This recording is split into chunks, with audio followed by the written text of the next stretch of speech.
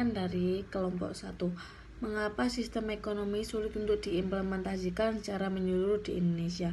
Ada beberapa faktor, yaitu yang pertama faktor eksternal yang mengacu pada ketidakmampuan pemerintah dalam mengambil keputusan secara sepihak karena harus disertai musyawarah. Faktor yang kedua yaitu faktor internal yang mengarah kepada perbedaan keyakinan di setiap masyarakat. Pertanyaan dari kelompok 3. Bagaimana peran pemerintah dalam memastikan dan menjaga implementasi nilai dan moral Islam secara keseluruhan? Menetapkan lembaga pengawas pasar market atau supervision. Keberadaan institusi ini sebagai regulator atau pengawas dalam proses mekanisme pasar, terutama mengontrol harga dalam pelaku pasar. Pertanyaan dari kelompok 4. Bagaimana solusi untuk menyelesaikan masalah kegagalan pemerintah? Yang pertama yaitu melalui fungsi alokasi.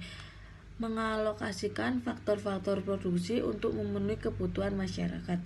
Yang kedua melalui fungsi distribusi. Pembagian pendapat nasional serta merata pada semua kalangan. Yang ketiga yaitu fungsi stabilisasi. Memelihara keseimbangan ekonomi berupa kesempatan kerja yang tinggi. Pertanyaan dari kelompok 5. Di instrumen kebijakan pemerintah ada yang namanya bridging policy. Bridging policy itu seperti apa dan apa saja faktor yang mempengaruhi penetapan harga? Bridging policy itu harga ditentukan oleh keseimbangan pemerintah dan penawaran dan keadilan ekonomi dengan mempertimbangkan kepentingan para pihak yang terlibat di pasar. Faktor yang mempengaruhi penetapan harga yaitu yang pertama permintaan, yang kedua tata biaya, yang ketiga tujuan pendapatan dan laba, yang keempat tindakan pesaing, yang kelima peraturan-peraturan pemerintah, yang keenam jenis pasar, yang ketujuh situasi perekonomian, yang ke-8 yang terakhir yaitu citra publik atas produk. Pertanyaan kelompok 6 dari Irfan Fadil Azari. Apa dampak jika ada organisasi sektor publik yang tidak melakukan penyusunan regulasi? Dampaknya, organisasi tersebut tidak bisa mencapai tujuan kemakmuran dan kesejahteraan masyarakat dalam hal pelayanan pemerintahan, sebagaimana yang diartikan regulasi, yaitu sebuah aturan atau peraturan.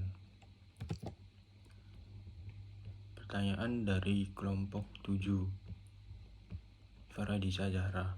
Aspek-aspek apa saja yang harus ada dalam anggaran sektor publik?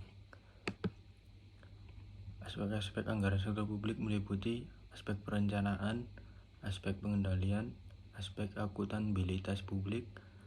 Oleh karena itu, penganggaran sektor publik harus diawasi mulai tahap perencanaan, pelaksanaan, dan pelaporan agar lebih efektif.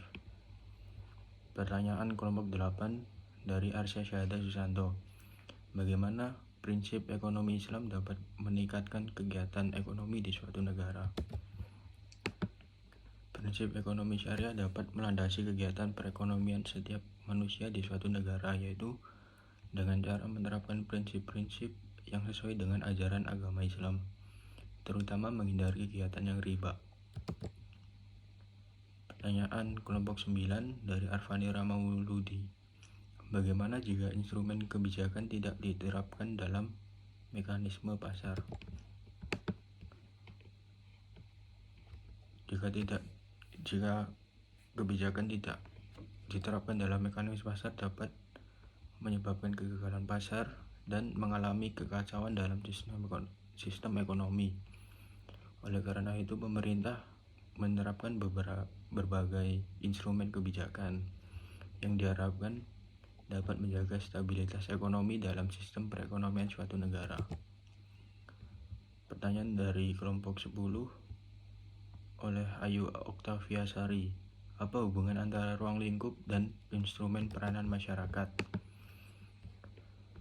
Hubungan ruang lingkup dan instrumen peranan masyarakat perekonomian mencakup hal-hal berikut: menjaga kebutuhan ekonomi keluarga, mengelola zakat, infak, sedekah, menyediakan pelayanan sosial, dan pengelolaan wakaf.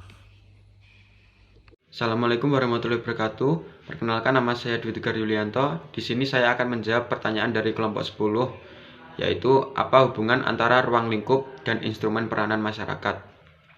Ada beberapa instrumen peranan masyarakat, salah satunya adalah hubungan masyarakat atau humas atau public relation, mempunyai ruang lingkup dalam tugas yang dijalaninya. Ruang lingkup tersebut mengenai semua hal yang berhubungan dengan fungsi dan tujuan adanya humas. Setidaknya terdapat 6 ruang lingkup humas yang disebutkan oleh Cutlip, Center, dan Broom yang dikutip oleh Morrison di dalam bukunya yang berjudul Management Public Relation.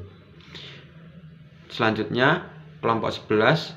Menurut kalian, apakah peran pemerintah dalam perekonomian Islam ini sudah dijalankan di negara kita? Di antara tugas-tugas penting pemerintah dalam perekonomian adalah mengawasi faktor utama penggerak perekonomian Islam, menghentikan muamalah yang diharamkan, dan mematok harga kalau dibutuhkan pengawasan dan intervensi yang dilakukan oleh pemerintah. Selanjutnya, pertanyaan dari kelompok 12. Tadi dijelaskan bahwa salah satu peran pemerintah yang berkaitan dengan mekanisme pasar adalah membuat berbagai langkah untuk meningkatkan daya saing dan beli para pelaku pasar yang lemah. Pertanyaannya, jelaskan apa saja langkah yang diambil pemerintah dalam meningkatkan daya saing dan daya beli dari para pelaku pasar yang lemah. Untuk daya saing sendiri ada 2. Yang pertama adalah ekspor barang olahan. Pertumbuhan melalui peningkatan ekspor barang olahan haruslah menjadi prioritas karena dengan menjual produk seperti itu akan ada penambahan devisa secara signifikan sekaligus menciptakan lapangan kerja secara besar-besaran.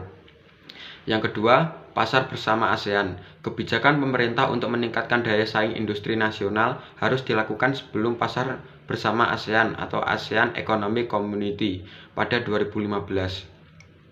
Untuk daya beli sendiri ada beberapa. Yang pertama adalah meningkatkan batas penghasilan tidak kena pajak.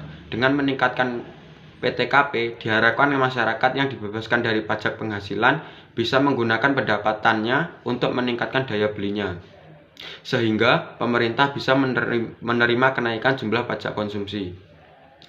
Selanjutnya, membangun infrastruktur desa yang memiliki keterbatasan akses, misalnya berupa jalanan yang rusak, fasilitas umum yang minim, dan keterbatasan dalam mendapatkan pasokan. Jika infrastruktur di desa terpenuhi, diharapkan distribusi barang menjadi lebih mudah dan daya beli masyarakat tersebut meningkat.